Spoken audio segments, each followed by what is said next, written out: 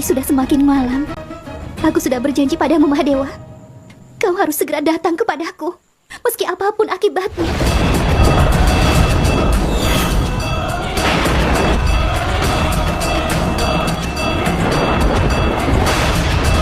Badai ini telah menunjukkan apa isi hati ibu kita, Kak.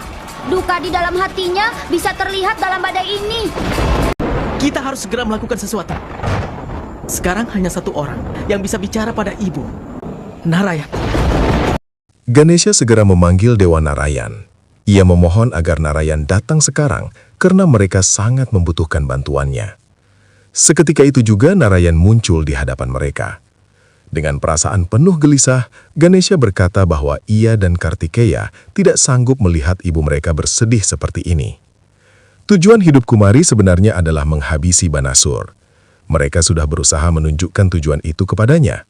Namun sekarang Kumari justru menganggap Mahadewa lah tujuan hidupnya. Dalam keadaan seperti ini, hanya Narayan yang bisa menjelaskan semuanya kepada ibu mereka. Narayan menjawab dengan tenang bahwa semua ini tidak akan semudah itu, Ganesha. Bukan hanya Kumari yang tidak sabar untuk bertemu Mahadewa, tetapi Mahadewa sendiri sudah keluar dari Kailash untuk menemui Kumari. Mendengar itu, Ganesha terkejut. Ia menyadari bahwa badai yang terjadi bukanlah badai biasa. Semua ini berhubungan dengan duka yang ada di dalam hati ibu mereka. Narayan menjelaskan bahwa meskipun Kumari belum menyadari bahwa dirinya adalah wujud dari alam semesta, tetapi jika alam semesta berada dalam kesulitan, maka alam semesta akan merasakan dukanya. Dan ketika duka dari alam semesta mencapai puncaknya, maka bencana di alam semesta juga akan mencapai puncaknya.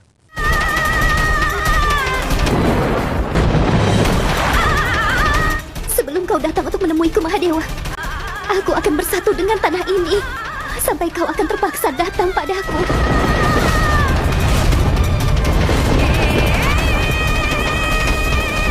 Narayan kembali berkata bahwa kekuatan pemujaan dan cinta Kumari kepada Mahadewa hari ini telah membuatnya melakukan sesuatu yang selama ini ia jauhi seumur hidupnya.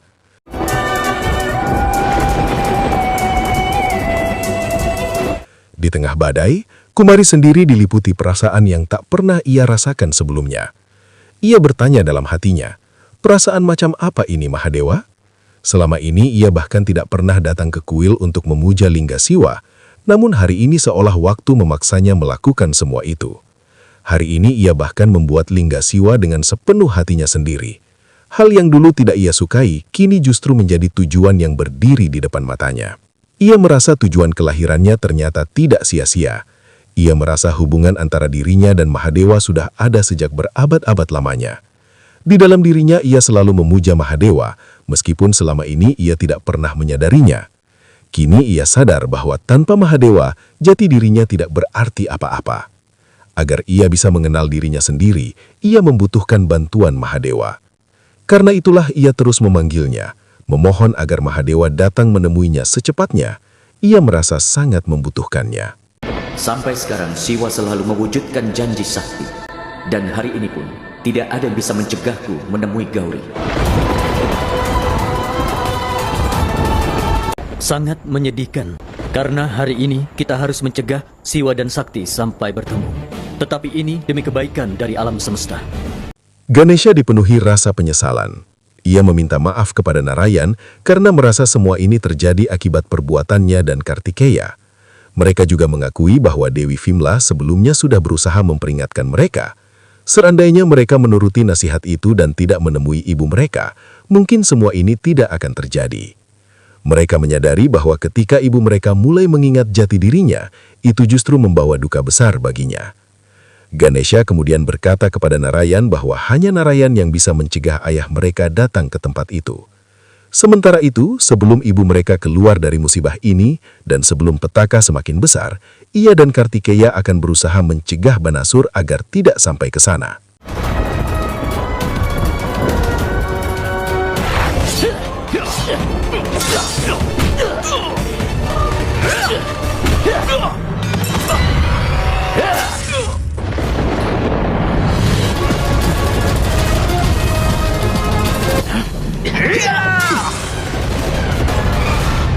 Narayan lalu berkata bahwa sekarang alam semesta akan menyaksikan pertemuan antara Siwa dan Sakti.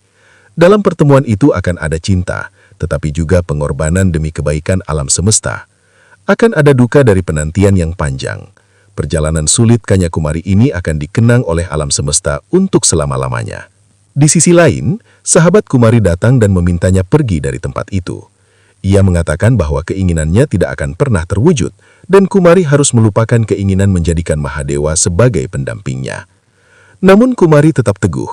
Ia mengatakan bahwa ini bukan keras kepala, melainkan pemujaannya.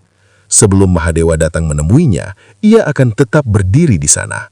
Mahadewa harus menjawab penantiannya. Sahabatnya menjawab bahwa ia tidak meragukan pemujaan dan cinta Kumari.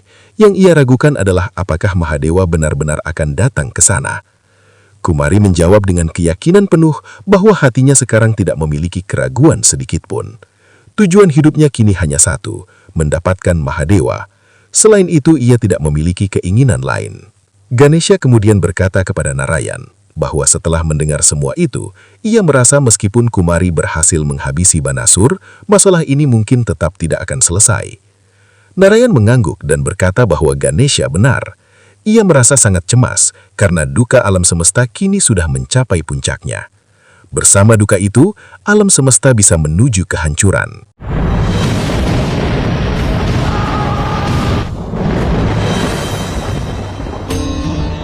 Alam semesta sudah tenang. Artinya, Mahadewa akan segera datang kemari. Panggilanmu membawaku datang padamu, Kumari.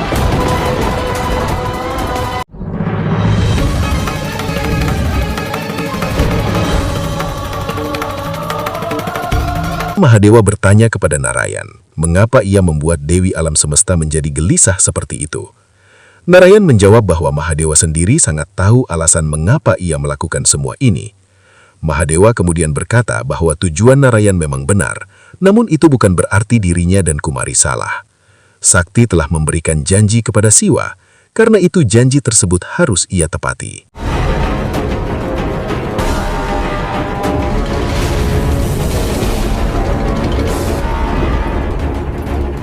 Aku bisa merasakan kehadiranmu, tapi kenapa kau tidak terlihat, Mahadewa? Kau harus datang kemari, meski siapapun yang berani menghalangi jalanmu. Mahadewa meminta Narayan menyingkir dari jalannya.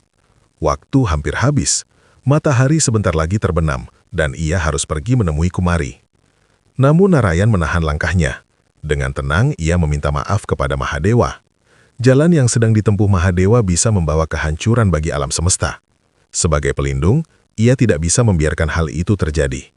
Mahadewa tidak boleh menemui Kumari. Bahkan jika ia harus menahan Mahadewa sampai matahari terbenam, ia tetap akan melakukannya.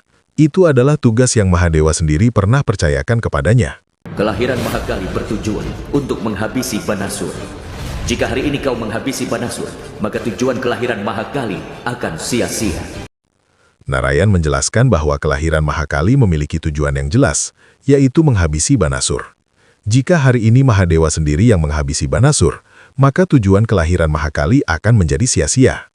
Ia melanjutkan dengan tegas bahwa jika Mahadewa menemui Kumari karena panggilannya, maka tujuan yang ingin dicapai oleh dirinya, oleh Ganesha dan Kartikeya, bahkan oleh Mahadewa sendiri tidak akan pernah terwujud.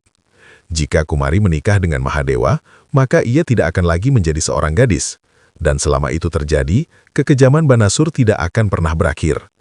Dengan menghalangi Mahadewa sekarang, Narayan merasa bukan hanya sedang mewujudkan tujuan adiknya, tetapi juga membantu Mahadewa. Ia kembali meminta Mahadewa pulang ke Kailash, karena matahari hampir terbenam. Datanglah, Bolenath. Berhenti, Mahadewa, atau aku harus mencari cara lain. Kau berkewajiban mencegahku, dan aku tidak akan mencegahmu melakukan kewajibanmu, Narayan. Tetapi aku pasti akan menemui Kumari. Narayan menegaskan lagi bahwa jika pertemuan Mahadewa dengan Kumari dapat mengubah takdir waktu, maka dengan mencegahnya ia tidak akan membiarkan alam semesta menuju kehancurannya. Di sisi lain, Kartikeya dan Dewa Indra masih bertarung melawan Banasur. Sementara itu, Narayan memanggil cakranya dan mengarahkannya untuk menyerang Mahadewa. Mahadewa tidak gentar sedikitpun. Ia mengingatkan Narayan bahwa dulu Narayan juga pernah menyerangnya saat kematian Sati. Kali ini ia tidak akan menahannya, karena Narayan hanya bisa menyerang tubuhnya saja. Tanpa sakti, Siwa tidak berarti apa-apa.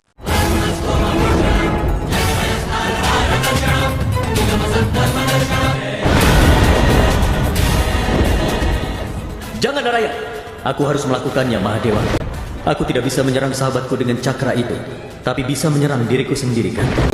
Aku mohon padamu terakhir kalinya, Mahadewa. Kembalilah ke Kailas. Kau maha tahu. Lalu bagaimana kau bisa terjebak dalam semua ini? Namun ketika cakra itu berbalik menyerang Narayan sendiri, Mahadewa segera menghentikannya dengan kekuatannya. Mahadewa berkata bahwa ia tidak bisa membiarkan sahabatnya diserang oleh cakra Narayan. Narayan pun menatapnya dan bertanya, apakah itu berarti Mahadewa tidak akan pergi menemui Kumari?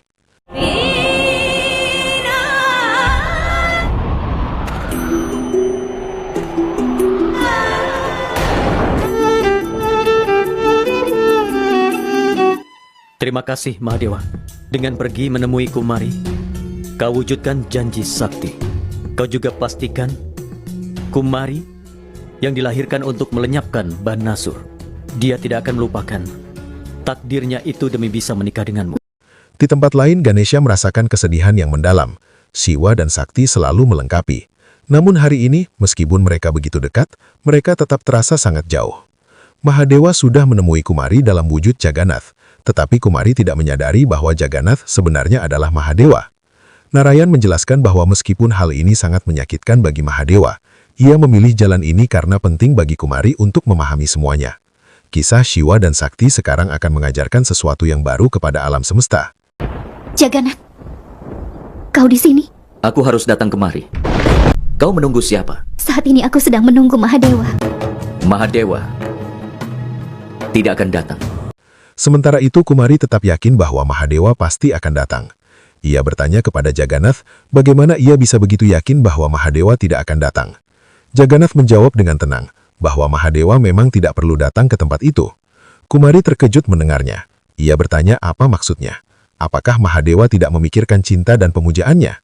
Ia yakin jika dirinya begitu ingin bertemu Mahadewa, maka Mahadewa juga pasti ingin bertemu dengannya. Jika cintanya dan pemujaannya tulus, maka Mahadewa pasti akan datang. Ia benar-benar yakin dengan perasaannya. Jagannath menjelaskan bahwa pemujaan dan cinta memiliki hubungan yang sangat erat. Ia meminta Kumari melihat samudra. Ombak memang bagian dari samudra, tetapi tetap memiliki jati dirinya sendiri. Ombak terus berusaha mencapai tepian. Namun setelah sampai di tepian, apakah ombak akan tetap berada di sana? Tidak, Kumari. Apapun yang kau katakan, Jagannath, aku akan tetap menanti Mahadewa di sini. Kau bisa saja menunggu orang yang jauh darimu. Tetapi Mahadewa ada di sini. Apa maksud perkataanmu? Jagannath melanjutkan bahwa Siwa ada di mana-mana. Jika ia ada di dalam dirinya, maka ia juga ada di dalam diri Kumari. Karena itu Kumari sebenarnya tidak perlu menunggu Mahadewa untuk bertemu dengannya. Kumari mengakui bahwa Siwa memang ada di mana-mana. Tetapi ia tidak menunggu hanya untuk bertemu. Ia telah bersumpah untuk menjadi pendamping Mahadewa. Sebelum sumpahnya terwujud, ia akan tetap menunggu di tempat itu.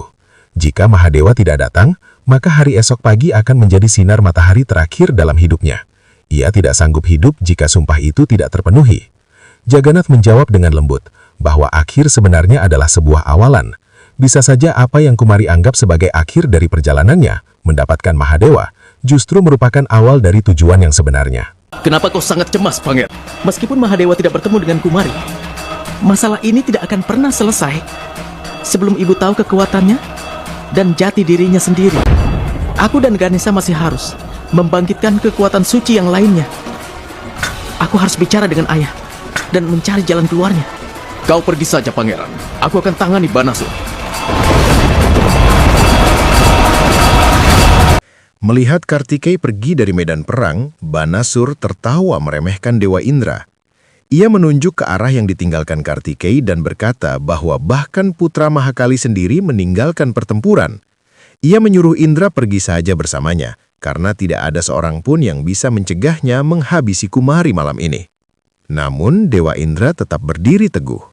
Ia mengatakan bahwa malam ini bukanlah tentang Kumari, melainkan tentang perjalanan menuju akhir hidup Banasur. Matahari yang terbit esok hari akan melenyapkan Banasur beserta seluruh dosa yang telah ia lakukan. Di tempat lain, Jagannath kembali menanyakan keputusan Kumari. Kumari menjawab dengan tegas bahwa keputusannya tidak berubah. Selama Mahadewa belum datang, ia akan tetap berdiri di tempat itu. Ia meminta Jagannath tidak memaksanya pergi. Ia bahkan memohon agar Jagannath berhenti berbicara karena ia tidak mengerti kata-katanya. Ia hanya ingin melihat Mahadewa. Jagannath dengan tenang berkata bahwa jika ia pergi dari tempat itu, Kumari tidak akan melihat Mahadewa. Namun, Kumari tetap bersikeras. Matahari hampir terbenam. Ia yakin Mahadewa pasti akan datang. Ia memohon Jagannath untuk pergi dan tidak menghalangi jalannya. Keinginanmu adalah perintah bagi diriku. Aku pergi dulu, dengan harapan akan segera bertemu denganmu lagi. Dewi. Aku bukan Dewi. Aku percaya bahwa gadis tidak menjadi Dewi sebelum dia bertemu dengan pendampingnya. Jagannath kemudian berkata bahwa terkadang demi bertemu dengan pendampingnya, seorang gadis harus menjadi seorang dewi terlebih dahulu. Kumari terkejut mendengarnya. Ia merasa itu tidak mungkin, karena ia hanyalah gadis biasa, hanya seorang manusia. Jagannath menjelaskan bahwa ketika seorang manusia mampu mengorbankan keterikatannya pada tubuh dan keinginan duniawi, maka ia akan melihat tujuan hidupnya dengan lebih jelas. Bisa jadi jalan yang sedang Kumari lalui sekarang sebenarnya sudah sangat dekat dengan tujuannya. Kumari bertanya bagaimana ia bisa mengetahui tujuan hidupnya. Jagannath menjawab bahwa ia harus percaya pada pemujaan dan cintanya. Dengan itu, ia pasti akan menemukan tujuan hidupnya. Ia juga mengingatkan bahwa salah satu nama Mahadewa adalah Sangkar. Jika seorang wanita tidak memiliki keraguan, maka ia akan menjadi Sangkar itu sendiri, yang berarti Mahadewa selalu berada di dalam dirinya. Terima kasih Jagannath, karena sudah memberiku jalan menuju kepada Mahadewa. Terima kasih sudah membimbingku. Kebersamaan kita hanya sampai di sini, Kumari. Kau harus menyelesaikan perjalanan ini sendirian. Bersama ini, tujuan utama dari kehidupanmu akan segera dimulai. Matahari sudah terbenam, tapi kau juga tidak datang, Mahadewa. Kau tidak mendengar suara panggilanku ini. Sementara itu, di medan perang, Banasur akhirnya berhasil meringkus Dewa Indra. Dengan angkuh, ia mengatakan bahwa permainan Indra sudah selesai. Ia bahkan menantang apakah Indra masih ingin mengirim orang lain untuk melawannya. Namun, Indra menjawab dengan tenang bahwa niatnya memang bukan untuk menghentikan Banasur. Ia hanya membutuhkan sedikit waktu, dan waktu itu sudah ia dapatkan. Ia menjelaskan bahwa para dewa hanya menjalani peran mereka dalam perjalanan Dewi. Indra lalu menyuruh Banasur pergi karena mautnya sudah memanggilnya. Kumari sedang menantinya sekarang.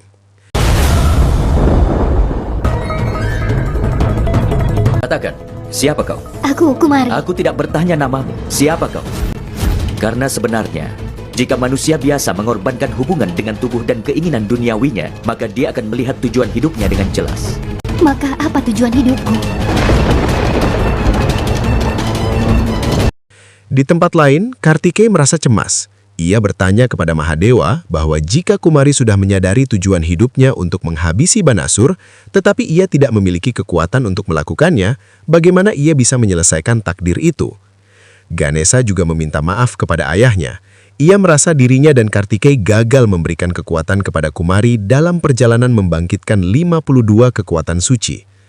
Mahadewa dengan tenang mengatakan bahwa mereka tidak gagal. Semua yang terjadi sebenarnya adalah kehendak Mahakali sendiri.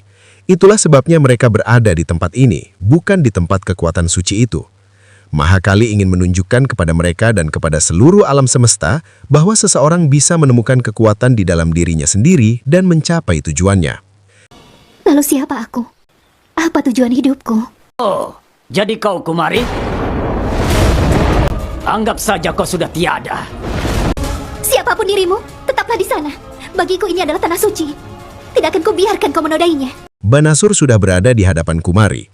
Ia mengatakan bahwa sebenarnya ia tidak ingin menodai tanah lingga ini, tetapi sejak lama ia telah mencarinya. Sekarang, ketika tujuannya hampir tercapai, Kumari justru menyuruhnya berhenti.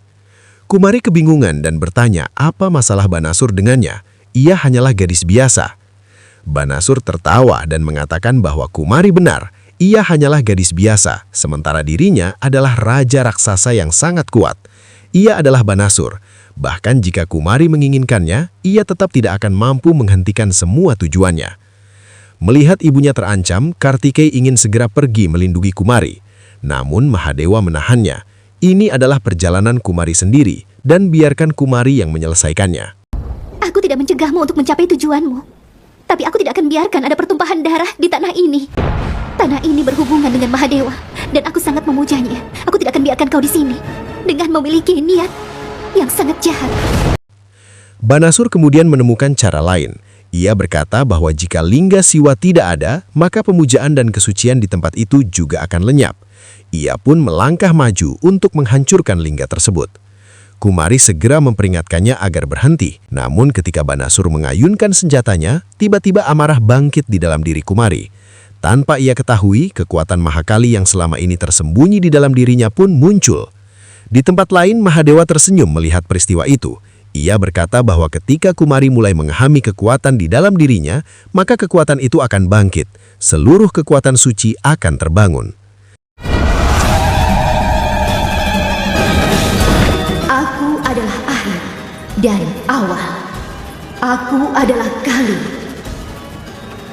Aku Mahakali. Badrakali. Banasur yang mulai ketakutan berusaha mengingatkan bahwa tidak ada yang bisa menghabisinya. Ia pernah meminta anugerah bahwa hanya seorang gadis yang bisa membunuhnya, dan menurutnya Kumari bukanlah gadis itu. Namun Mahakali menjawab dengan suara penuh kekuatan bahwa Banasur telah salah memahami anugerahnya. Setiap wanita di alam semesta adalah wujud dari Mahakali, baik ia Kanya Kumari maupun yang lainnya. Setiap kali orang jahat menyerang wanita, sama saja dengan berani menyakiti Mahakali. Mahakali mengingatkan semua kejahatan Banasur, banyak ibu yang terpisah dari anak-anaknya, banyak gadis yang telah ia habisi dalam perjalanan untuk menghindari takdir. Kini, saatnya Banasur sendiri melihat bagaimana Mahakali akan menghukumnya.